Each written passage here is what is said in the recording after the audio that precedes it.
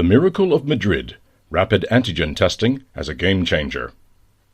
In our series on smart solutions for managing the coronavirus crisis, we have frequently reported on C-19 rapid antigen testing, and we've explained how this technology has the potential to be a real game changer in the context of the COVID-19 pandemic.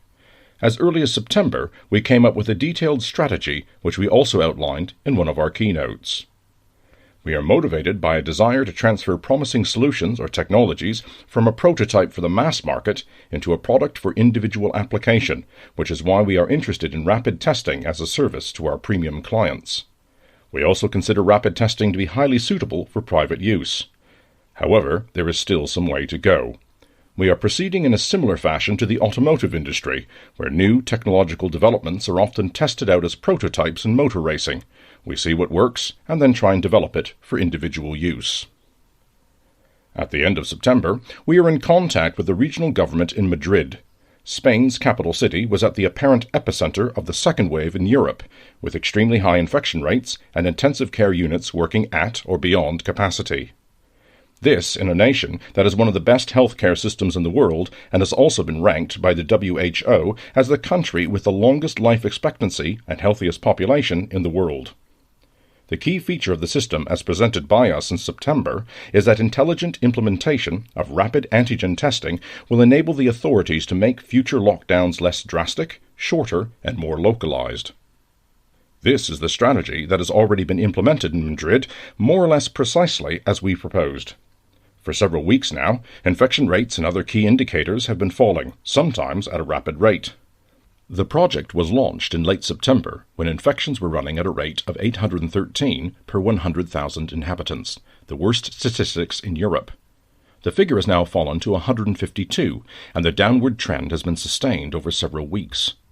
This is at a time when the continent of Europe is experiencing high infection rates, with virtually no region where the numbers are not rising very strongly. This is why one can justifiably speak of the Milagro de Madrid. The region we are talking about has a population of almost 7 million and is therefore statistically significant. The authorities started out with the purchase of approximately 5 million tests in October and administered them in problem neighborhoods. This makes it easier and cheaper to diagnose cases and isolate infected individuals much faster. These rapid tests are, of course, less sensitive than PCR tests, but failure to detect positive cases is rare. It is interesting to note that there is a second large region in Spain, namely Catalonia, which has similarly high numbers. There, they are working with hard lockdowns, which are set to continue to the 23rd of November, and which are proving to be far less effective. Madrid's success is also illustrated by the situation in the city's hospitals. While admissions to hospitals and intensive care units continue to rise in all other regions, the trend in Madrid is exactly the reverse. At the beginning of October, the number of admissions was well over 2,500 per day, but in the last few days, this has leveled off to around the 238 mark registered last Thursday. The main tactic is to isolate not an entire city or region, but rather districts where infection rates are particularly high and which may be left or entered only with a valid reason. Parks and playgrounds are closed. The advantage is that all other parts of the city can lead a normal life, which means that restaurants also remain open, and thus a citywide lockdown with its adverse economic consequences can be avoided. In the meantime, 10 of the original 31 areas affected have already been opened up again because the number of infections there has halved. As stated before, we intend to provide our premium clients with rapid antigen tests as soon as a reliable product becomes available. Unfortunately, this is not yet the case. We have already done a preliminary survey of companies active in this field and have so far identified around 100 candidates. However, it is still not possible to forecast when we will have a test which provides sufficiently reliable indication of sensitivity, i.e., percentage rate of infected persons detected, and specificity, i.e., the number of non-infected persons classified as healthy. The best test currently available is produced by SD Biosensor in South Korea and distributed by Roche of Switzerland. At present, it is completely sold out. We plan to wait another 4 to 5 weeks because this test still falls some way short of the level we want to offer to our premium clients. The main reason is that we envisage it being used mainly for private celebrations or family visits, for example at Thanksgiving or Christmas. For this to work, the test has to be reliable and deliver a result within 2 minutes, like a pregnancy test, by means of a saliva sample.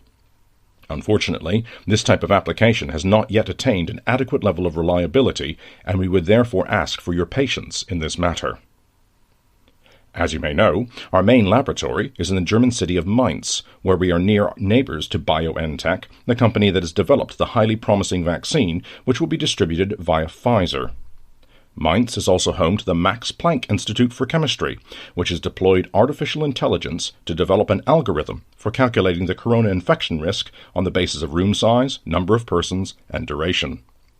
This has now been published in the International Journal of Environmental Research and Public Health. We would like to offer this algorithm as a service and think we may be able to publish it this year, thereby enabling schools, shops, or private individuals to calculate the risk of infection in their classrooms, premises, or homes and work out appropriate safety measures, such as regular airing, wearing face coverings, setting a maximum number of people to be present, restricting the length of time they spend in the room, etc. In this way, users can then calculate for themselves the extent to which the probability of infection changes with an hourly ventilation of the enclosed space. We will let you know when we are ready to proceed.